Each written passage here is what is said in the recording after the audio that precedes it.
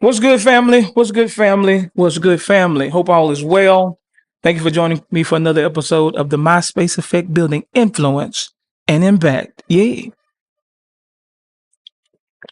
I just want to tell everybody thank you that reached out and shared their story and much more to support all of it, because this is a leadership podcast that is meant to influence and have positive impact. And I was taken aback at the overwhelming, not only story shared, but the desire to want to be better leaders in navigating through people's own particular journey. It's a lot of people out there that's hurting, suffering in silence, and are just in need of help. My desire for this podcast is not to be concerned about what solely is popular, more so than what is principled. I shared last week, I'm a root guy. So, like, let's get past the surface level stuff. Let's get to the root, and then we can move forward in transformation. And so I am grateful that really helped a lot of people, because that is difficult. The end of a relationship, that's the whole purpose why I started this particular, seemed like this is a series now. But I wanted to do something different for us relationships, dealing with the end of one, moving into the beginning of one, because when you get to the worst of something, it can give you better understanding into when you walk into the new. That's really what I want to deal with tonight: how leaders move forward after endings and handling backlash, false narratives, and betrayal while stepping into new beginnings. Because we have to do something with all of this. I tell people often, I don't mind listening, or it's good to share your story. I wouldn't say share my truth. What I share is rooted in truth. That freedom is in there, and I'll talk about that more in a moment. But it's good to get it out. Confession brings possession. Now, what are we going to do with all of this? And that is really what's key in navigating through the end of something. Whether it's divorce, broken covenants, dealing with backlash, beginnings, and leadership journey. So it's going to be dope. I shouldn't be as long as I was last week, but it's going to be pretty good. So yeah, let's get it. Welcome to my space.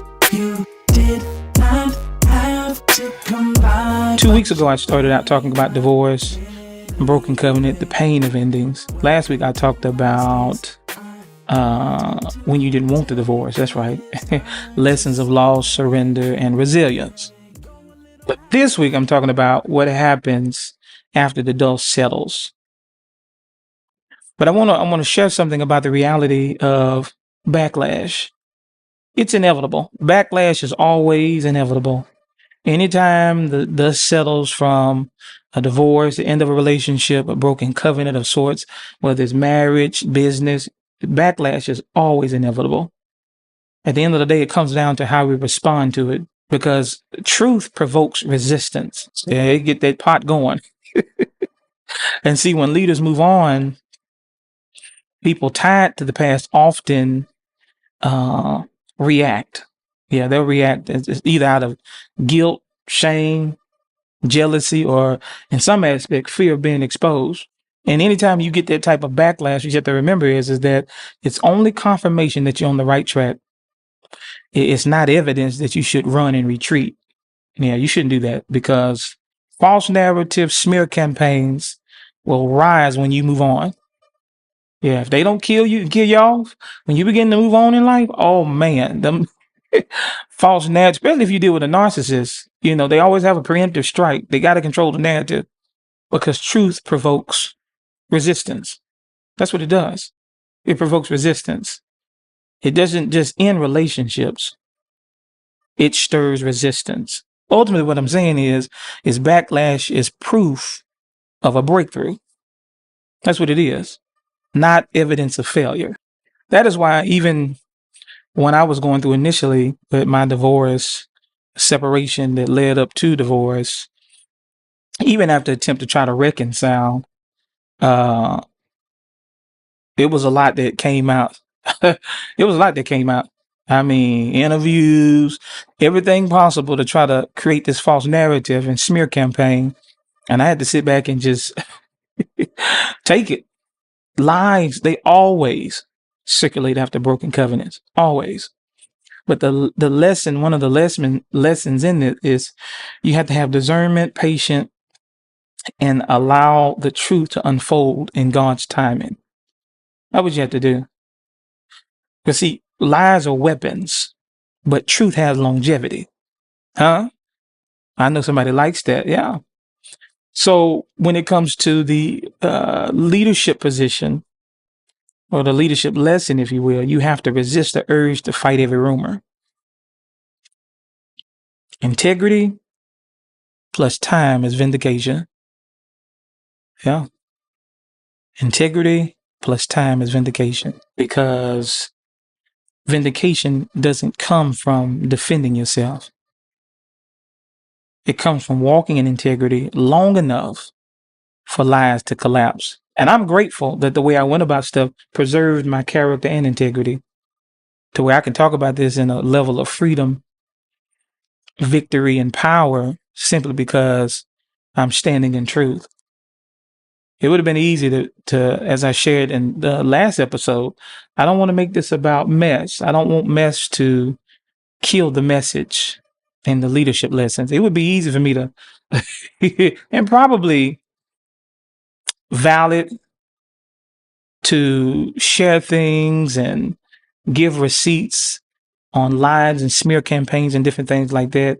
But when you live in peace and you're in freedom, you don't have to do any of that. Because leaders, in order to have great influence and impact, leaders have to find a way to go beyond the typical. Because there's always an answer. You just have to find it. That's what makes leaders leaders. Because betrayal can be a great teacher. I know some of y'all looking at this phone like, you crazy. No, I'm serious. Betrayal can be a great teacher. It can. First of all, it shows the real between the fake. That's what it does. And then it shows areas of weakness that need strengthening. Another thing that betrayal does is that it reveals God's covering. That, and in my particular aspect, some of the things that I witnessed in my situation that led me to moving on in divorce that I had discerned, God had me covered. He had me covered. And I'm grateful for that. I know for sure for myself, I believe that if I were to respond in a way that the situation called for, it would have ruined my character and integrity, because I would have been introduced in a way that was in line with false narratives, lies, and intent don't negate impact. Sometimes you got to sit it out and be like, I'm going to sit this one out. I'm hurting. I'm paying. Folks lying. Stuff ain't right. But I got to sit it out, because if I get in the way, my character and integrity won't be preserved. And therefore, it won't be no vindication at all. It won't be in how you live. It won't be in the fruit. Here's the point that I'm making ultimately. Betrayal doesn't qualify you. It equips you. What does one do after the dust settles? What do you do? One thing I want to make clear is you just don't move on from divorce into new love. That don't happen. What you have to do is that you move from divorce by, number one, healing, obtaining wisdom from healing, and then therefore you can build a stronger foundation. How you rebuild as leaders, how you rebuild matters as much as what you rebuild. You can't rebuild with old tools or old mindsets. See, the steps in rebuilding, as I mentioned earlier, pertaining to healing. See, healing, it gives yourself space to grieve and process. That's what healing does. And then you'll learn boundaries from what you allowed before. As I was telling somebody the other day, you know, a lot of times when you go through a situation and you keep sticking around it, and it seems like you're not learning a lesson, what it reveals more about you than the other individual that you're connected to. And that takes responsibility, even in the pain, to be like, this may not be my fault ultimately, but I do bear some responsibilities in still dealing with this for this long or just in general. And that's when boundaries come. Then vision. You define the new future without dragging the old pain. So as a leader, how you rebuild sets the tone for those you lead. Yeah, you want to be whole. You want to be on that path of healing. Sometimes you don't know where you are until you find out where you are. And I'm a witness to that. I discovered that recently, that I'm just like, yeah, I'm good. And I'm good. I'm really good, because it's impossible for anybody to be able to talk about a subject like this and lack the ability, that is maturity and the discipline, not to make it messy. It takes a lot to just get like to the root and let's just extract lessons and talk about lessons versus the mess. Because there's a lot that I could share. And some would probably be like, you know what? Peter's is warranted. Hirsch is warranted. Put it out there. But that's not what I'm on. And I'm beyond that. See, mature leaders are beyond superficial, cyclical, immature, childish stuff. When you're moving in peace and you are in a place of peace and stuff is right, you good. Like, you really good. You unfazed, you unbothered.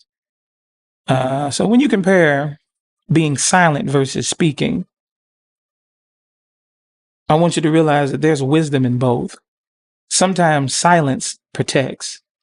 That's that season of hiddenness, if you will. Yeah, God is hiding you. You're being hidden for a little while. And then sometimes speaking truth liberates, a season of exposure. But both have wisdom and both require wisdom. The job of a leader is to know the difference, and then you have to discern God's timing with it.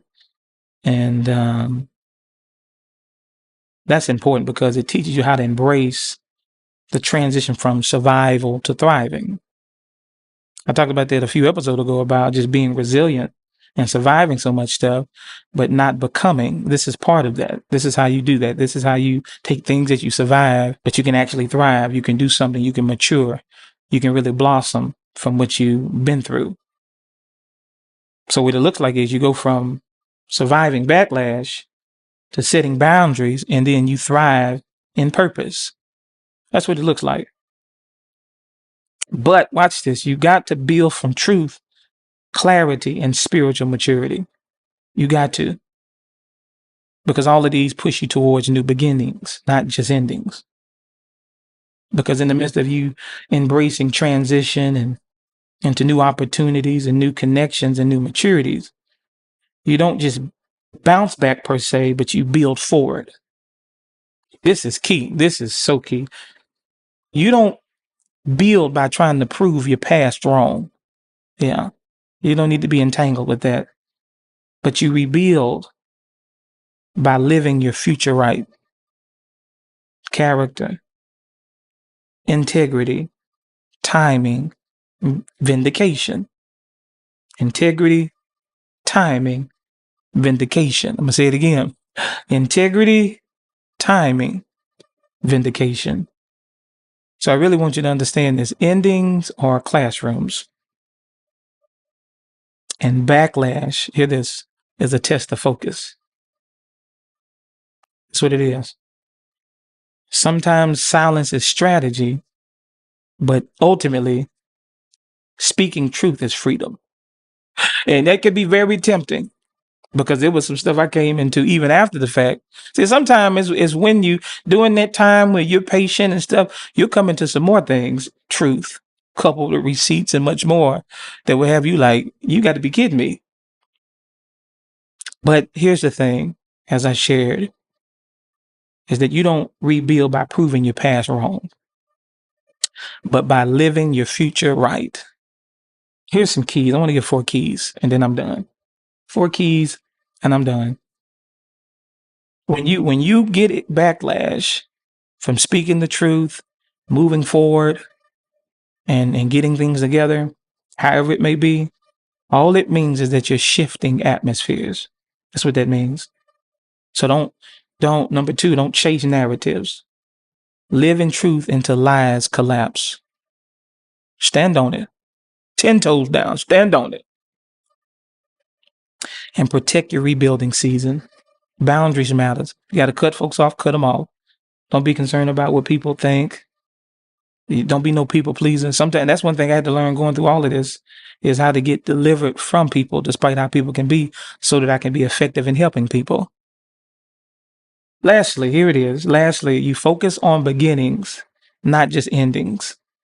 Every ending makes space for something new.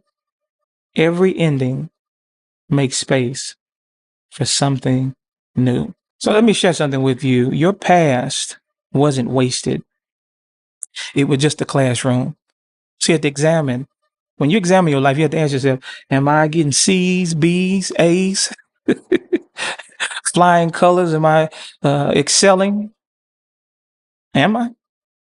Yeah. Talking about D's get degrees, what C's get degrees. But you want to maximize that classroom because this is your life at hand, you know, and especially in leadership, having influence and impact. Every ending refines you for greater beginnings. Every ending refines you for greater beginnings. So don't be afraid of the backlash. Don't. And don't be broken by betrayal. And don't stop, watch this, at endings. But begin again. Begin again. All of this requires handling it all with grace, like I shared before. When I dealt with my divorce and much more, that's a lot I could have said and done right then and there. It was a lot. It was very painful and really tough. And what I want to do is offer some type of strategy and wisdom to help not only speed up the process, not prematurely, but that's what wisdom does. Wisdom is from the future. Wisdom helps you for your future. It's immediate if you apply it properly and correctly. It's all about the application. All about the application. That's why timing is for our benefit. Some things in life won't be released to us in time until we can finally see and obtain a thing. Yeah. That's how it works. Just like when you go in grade school, you're not finna skip grades just because you may look mature. No, you got to be mature. You got to be able to pass these tests and do all of these things so that you're ready for what's next. And that's what leaders do. True leaders, when they hear this, when they get revelation, what makes leaders, I've shared it before, what makes leaders is those that move first. Because why? Revelation is the invitation into the transformation. That's all it is. And the quicker you can obtain something as a leader, process it and apply it maturely with the right attitude, oh man, you can go to the next level in no time. That's why some people that I know, and when I look at different situations, for people to be at certain ages in life, I've learned that aging is growing old, but maturity is growing up. And when your youth is a blunder, maturity will be a struggle, and old age will be a regret. It surely will. Pride would probably prevent you from believing that, but that's the truth. It is. And I'm grateful that I've been able to, extract and take lessons and wisdom from what I've gone through to be able to help you guys and help somebody else out. Backlash and much more, false and all that's inevitable. Like I said before, I know, and from my situation, I know a lot of people got relationships and stuff built on flat out lies. And it's bad. And I know even by me talking about this, it's posing a threat to those lies, and as what the Bible calls false imaginations.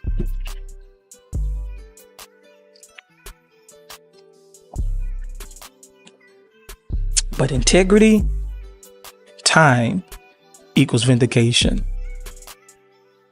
It's a lot of stuff I could have handled and still handle in the flesh. But again, integrity, time equals vindication. You don't rebuild by proving your past wrong. You rebuild by living your future right. Yeah, that's what you do. And that's the big picture of it all. That's the big picture of it all. So I hope this episode has been good. Hope it's really helped. And we'll see where we go from here. Y'all take it easy. Peace.